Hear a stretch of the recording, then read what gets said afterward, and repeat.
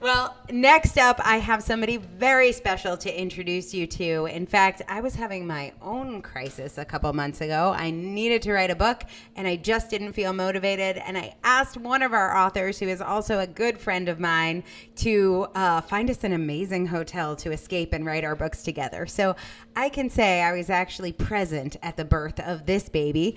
I'm excited to introduce you to Nurys Pedersen. Come join me out here. Hi. Hello, you look incredible. Thank you. I'm so excited to celebrate this book because I feel like I was a tiny extra part of it.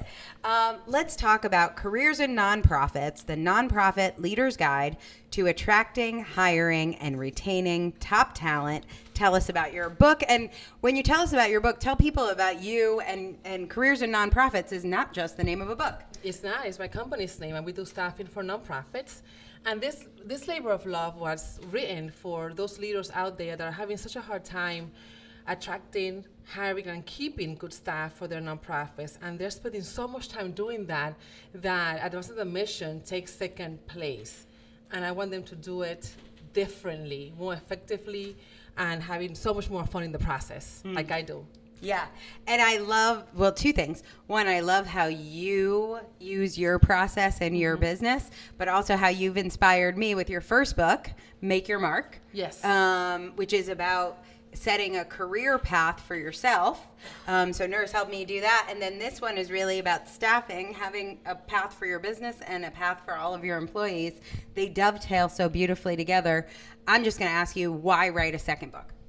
I had to. I had no other choice. So with my first book, I empowered the employee to write a map and go find the job that they really, really wanted to be in.